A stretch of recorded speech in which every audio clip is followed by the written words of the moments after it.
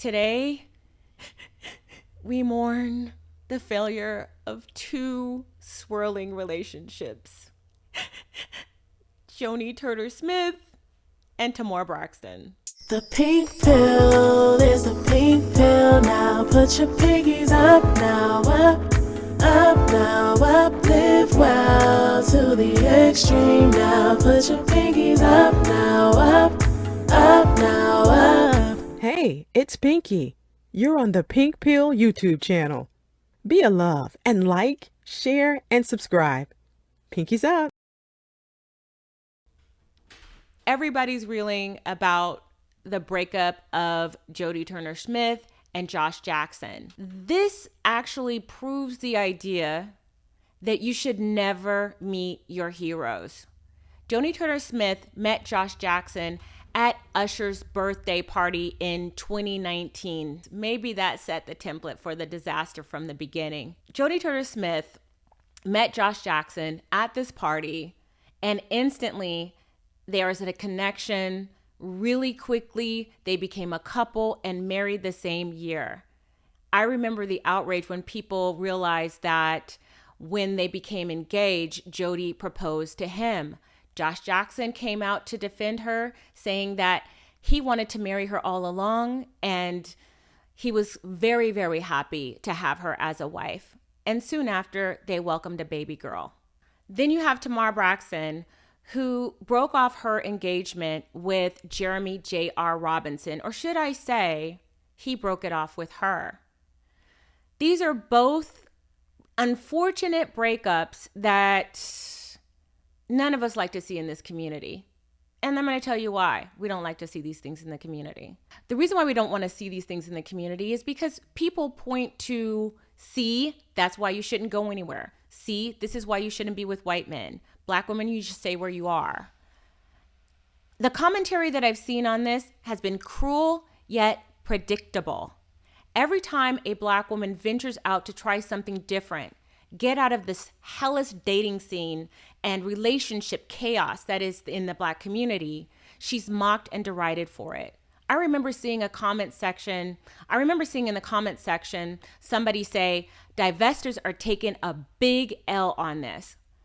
So between Joni Turner-Smith and Tamar Braxton, who both unfortunately are no longer in relationships with non-Black men, it's often used as a reason why you shouldn't even bother.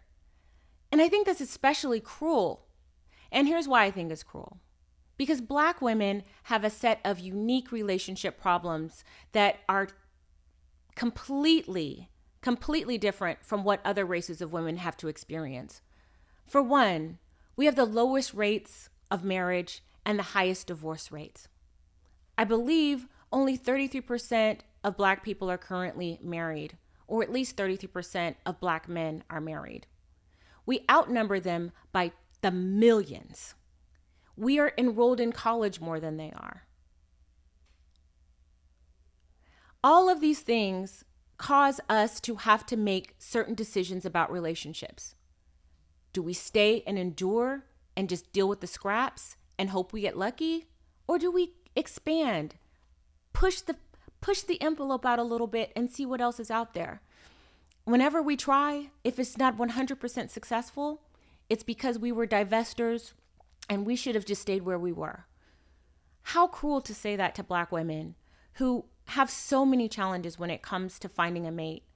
How cruel is it to say to a Black woman who only wants to find a partner that will love and cherish her, when you know for a fact that we have these issues? One thing that I find very interesting about these conversations is that there seems to be a glee when these relationships fail. But from what I can see, both of those relationships didn't fail because of the fact that they were in an interracial relationship. It just seems as if they were probably incompatible.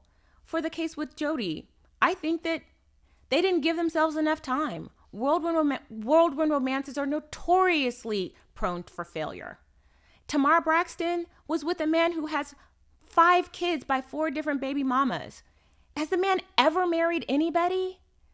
Listen, Tamara, I am going to say this. Being with a man who has 5 kids by 4 women is the kind of behaviors that we want to avoid. So I'm disappointed in you that that would be the man that you picked. I mean, listen, baby powder dusties should not be the pick if you are expanding your dating options. Other than that, the idea that Black women don't have the right to find love and don't have the space to be allowed to fail in those relationships is especially cruel. The people in the community who believe that Black women should stay exactly where they are especially cruel, because even if every Black man was with every Black woman, there would be millions of us left over. What are those Black women supposed to do? What do you think that they deserve? Nothing? Scraps to be passed around? What would you want your daughter to be passed around? Would you want your daughter to be lonely and alone if that's not what she wanted?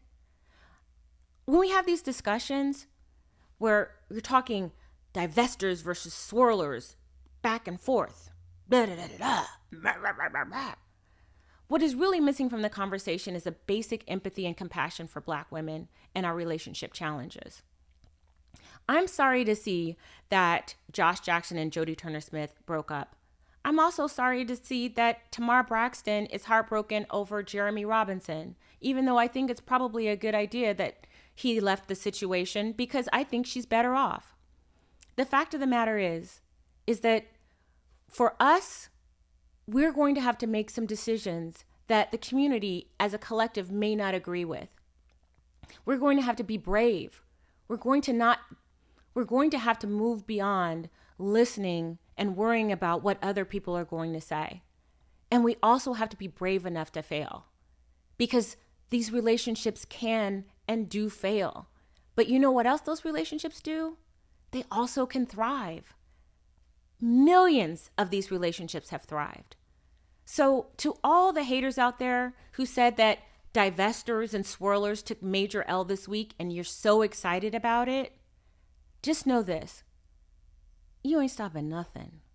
Because even if we fail, we're still going to try. Because bottom line, we're better off regardless. Let me know what you guys think in the comment section. I'm Crystalline Karazin. Thanks for listening. Please be sure to like, share, and subscribe, and I will see you next video. Until next time, peace out. Took from me, I know that I am so much better.